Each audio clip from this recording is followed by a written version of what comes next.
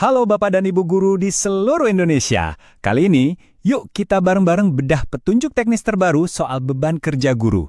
Ada apa aja sih yang baru di aturan ini? Dan yang paling penting, gimana dampaknya buat kita sehari-hari? Langsung aja kita telusuri sama-sama.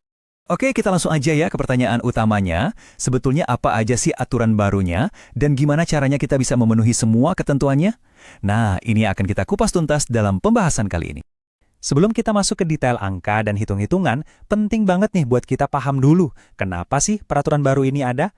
Apa sebetulnya tujuan besar yang ingin dicapai oleh pemerintah? Nah, ternyata ini dia jawabannya. Tujuan utamanya itu mulia banget. Pemerintah ingin fokus kita sebagai pendidik itu bergeser. Bukan lagi cuma soal administrasi, tapi benar-benar kembali ke esensinya. Meningkatkan kualitas belajar, menguatkan pendidikan karakter, dan tentunya mengembangkan bakat serta minat setiap murid kita. Sekarang kita masuk ke jantung dari peraturan ini. Ada satu angka yang jadi kunci dan fondasi dari semua perhitungan beban kerja. Yap, 24. Ini dia, angka keramatnya yang wajib diketahui setiap guru. Tapi, apa sih sebenarnya makna di balik angka 24 ini? Jadi, angka 24 ini adalah standar beban kerja minimal kita, yaitu 24 jam tatap muka per minggu. Ini bisa dalam bentuk mengajar di kelas atau melakukan pembimbingan. Inilah patokan dasarnya. Eits, tapi tenang dulu.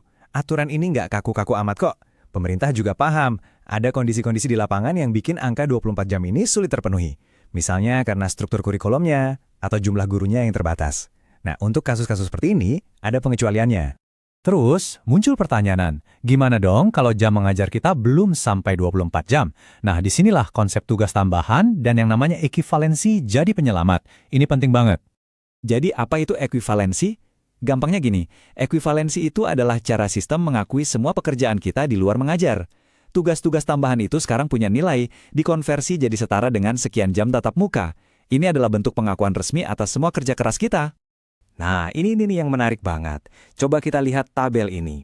Peran dengan tanggung jawab besar, seperti wakil kepala sekolah, itu dihargai setara dengan 12 jam tatap muka. Wow, itu udah setengah dari beban kerja minimal loh. Dan bukan cuma itu aja, fleksibilitasnya luar biasa.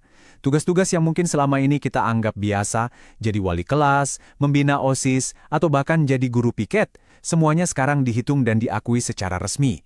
Setiap kontribusi kita, sekecil apapun, sekarang ada nilainya.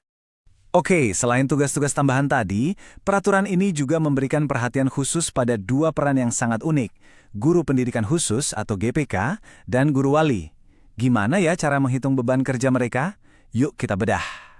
Di sini kita bisa lihat bedanya dengan jelas ya. Guru pendidikan khusus atau GPK, fokusnya adalah memberikan layanan dan pendampingan yang sangat spesifik untuk murid penyandang disabilitas. Sementara itu, guru wali perannya lebih luas, yaitu mendampingi sekelompok murid untuk berkembang secara akademik maupun karakter. Nah, ini poin yang sangat penting. Seluruh lingkup tugas orang JPK, dari mendampingi murid sampai membimbing guru lain, itu secara otomatis dianggap setara dengan beban kerja minimal 24 jam. Ini adalah pengakuan penuh atas kompleksitas dan pentingnya peran mereka. Terakhir, kita bergeser ke pucuk pimpinan di sekolah. Bagaimana aturan baru ini mengatur beban kerja seorang kepala sekolah? Mengingat tugas mereka kan sangat berbeda, lebih fokus ke arah manajerial. Supaya pembagiannya adil dan merata, kepala sekolah punya panduan 3 langkah nih dalam mendistribusikan beban kerja. Pertama dan utama, pastikan dulu jam mengajar semua guru terbagi. Kedua, menugaskan peran-peran utama seperti wakasek. Baru yang terakhir, sisa jamnya dipenuhi dengan tugas-tugas tambahan lain. Jadi semuanya terstruktur. Kalau kita lihat, beban kerja seorang kepala sekolah itu dibagi ke dalam 3 komponen utama. Yang pertama, tentu saja tugas manajerial. Lalu, ada pengembangan kewirausahaan, dan terakhir adalah supervisi guru dan staf. Jadi poin kuncinya di sini adalah total jam kerja kepala sekolah selama 37,5 jam per minggu itu sudah otomatis memenuhi syarat ekivalensi 24 jam tatap muka. Artinya, mereka bisa fokus penuh menjalankan tugas-tugas komprehensifnya tanpa harus mengajar di kelas. Oke, untuk merangkum semuanya, kesimpulannya cukup sederhana.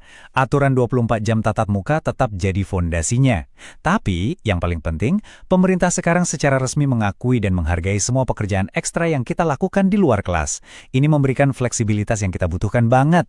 Nah, ini mungkin jadi bahan renungan buat kita semua. Dengan adanya pengakuan resmi untuk begitu banyak tugas tambahan yang kita kerjakan, kira-kira bagaimana ya aturan baru ini akan mengubah cara pandang dan cara Anda menjalankan peran sebagai guru di sekolah setiap harinya?